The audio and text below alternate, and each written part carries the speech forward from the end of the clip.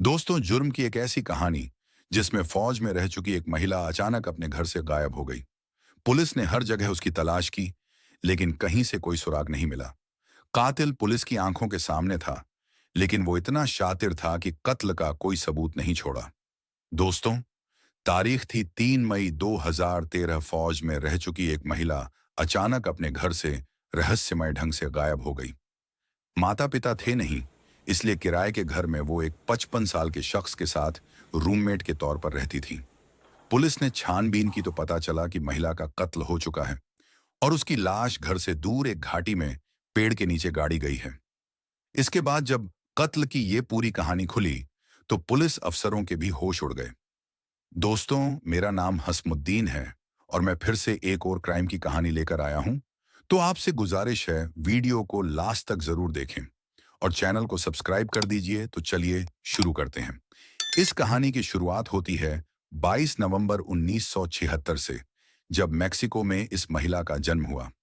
माता पिता ने उसका नाम मेरीबेल रामोस रखा और बचपन के दिनों में ही उसका परिवार अमेरिका चला गया।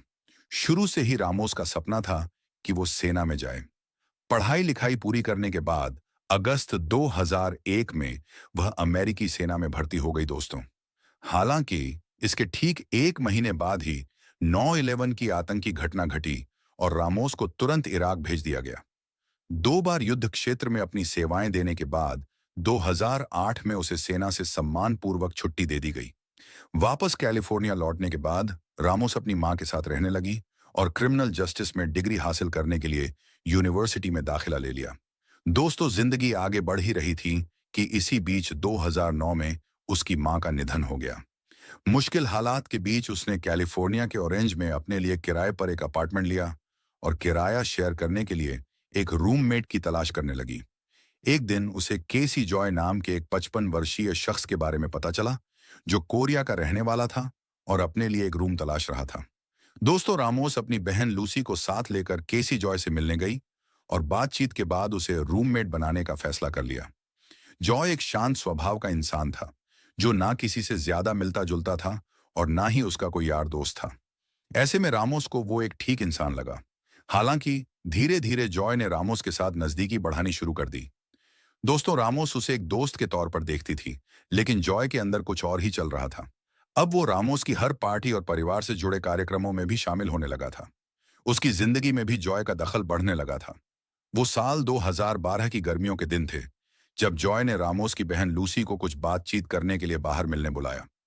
दोस्तों, जॉय ने लूसी से कहा कि वो रामोस से प्यार करता है और उससे शादी करना चाहता है। उसकी बातें सुनकर लूसी हैरान रह गई।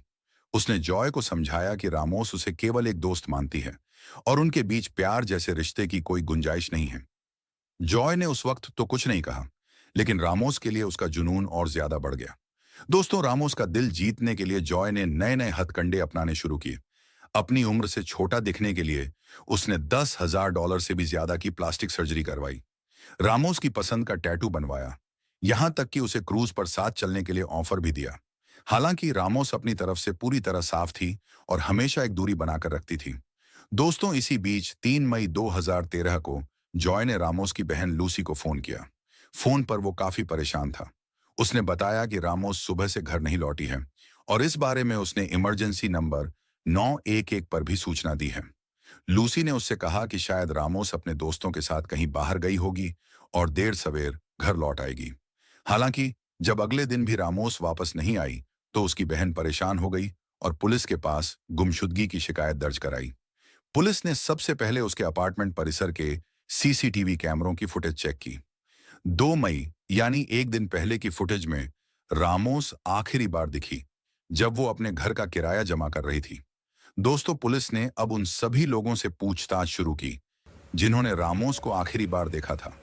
उसके रूममेट जॉय ने पूछताछ में पुलिस को बताया कि उसका और रामोस का किराए को लेकर झगड़ा हुआ था, क्योंकि वह अपने हिस्से की रकम नहीं दे पा रहा था। इस बात से रामोस काफी नाराज थी और उससे घर खाली करने के लिए कहा। जॉय ने बताया कि उसने अपने एक दोस्त से उसे धमकी भी दिलवाई। दोस्तों, जॉय ने कहा कि इसके बाद वो बाहर चला गया और जब लौटा तो रामोस वहां नहीं थी। हालांकि पूछताछ के दौरान पुलिस को उसकी बाहों पर ताजे खरोंच के निशान दिखे। पुलिस ने जब इसके बारे में पूछा तो उसने एक और कहानी सुनाई। जॉय ने कहा कि वह कांटों वाली झाड़ियों में पौधा लगाने के लिए खुदाई कर रहा था। उसी दौरान ये खरोंच आ गई। दोस्तों, पुलिस रामोस का सुराग तलाशने में जुटी ही थी कि इसी बीच एक अहम बात का पता चला। दरअसल रामोस के लापता होने से ठीक 12 दिन पहले इमरजेंसी नंबर 911 पर कॉल किया था। उसने कहा था कि वो अपने रूममेट से खतरा महसूस कर रही है। जॉय के बारे में कुछ अजीब बातें बताते हुए उसने कहा कि वो चाहती है कि वह उसके रूम से निकल जाए। दोस्तों, पुलिस को जब इस कॉल के बारे में पता चला तो उनका शक जॉय पर गया और अफसरों ने उसका बैकग्राउंड खंगालना शुरू किया। छानबीन में खुलासा हुआ कि जॉय एक हिंसक स्वभाव का इंसान है और उसकी सगी बहन ने उसे खुद से दूर रखने के लिए कोर्ट से आदेश जारी कराया था। अब पुलिस को पता चल चुका था कि जॉय एक ऐसा आदमी है जो गुस्से में आकर कुछ भी कर सकता है। दोस्तों, ऐसे में पुलिस ने जॉय के पीछे जासूसों की एक टीम लगाई। रामोस के लापता होने के बाद जॉय का बर्ताव तेजी से बदला था। वह सोशल मीडिया पर पोस्ट लिखने लगा था और ऐसे जाहिर करता जैसे उसका बहुत गहरा दोस्त हो। हालांकि जब रामोस के परिवार के लोग उसके लिए कोई प्रार्थना रखते तो जॉय वहां नहीं जाता था। जासूसों को यह भी पता चला कि पुलिस जब उसके घर की तलाशी लेती है तो वो दूर बैठकर दूरबीन से नजर रखता है। दोस्तों, जासूस उसके हर कदम पर नजर रख रहे थे। उन्होंने देखा कि वह अक्सर पास की एक लाइब्रेरी में जाता है और एक सार्वजनिक लैपटॉप पर घंटों का समय बिताता है। जासूसों ने जब पड़ताल की तो पता चला कि जॉय इस लैपटॉप पर हर दिन रामोस की गुमशुदगी से जुड़े पुलिस कार्रवाई के अपडेट तलाशता था। इसके बाद उसकी सर्च हिस्ट्री देखकर पूरा मामला खुल गया। उसने सर्च किया था, लाश को सड़ने में कितना समय लगता है। हालांकि वो रंगे हाथ उस वक्त पकड़ा गया जब उसने गूगल मैप का इस्तेमाल दूर एक घाटी में एक पेड़ पर झूम इन करने के लिए किया और फिर अपनी सर्च हिस्ट्री डिलीट कर दी। पुलिस ने तुरंत एक टीम उस जगह पर भेजी और वहां पेड़ के नीचे रामोस की लाश के अवशेष गड़े हुए मिल गए। लाश मिलते ही पुलिस ने 17 मई 2013 को जॉय को गिरफ्तार कर लिया। हालांकि पुलिस को देखते ही उसने खिड़की से कूदकर भागने का प्रयास किया, लेकिन उसे पकड़ लिया गया। पुलिस ने उसके ऊपर फर्स्ट डिग्री मर्डर का चार्ज लगाया, लेकिन कमजोर सबूतों की वजह से कोर्ट ने उसे सेकंड डिग्री मर्डर का दोषी मानते हुए जुलाई 2014 में 15 साल कैद की सजा सुनाई। हालांकि जॉय कहता रहा कि वो बेकसूर है और एक दिन सच्चाई सामने जरूर आएगी। क्राइम की ये कहानी कैसी लगी हमें कमेंट जरूर करें। धन्यवाद।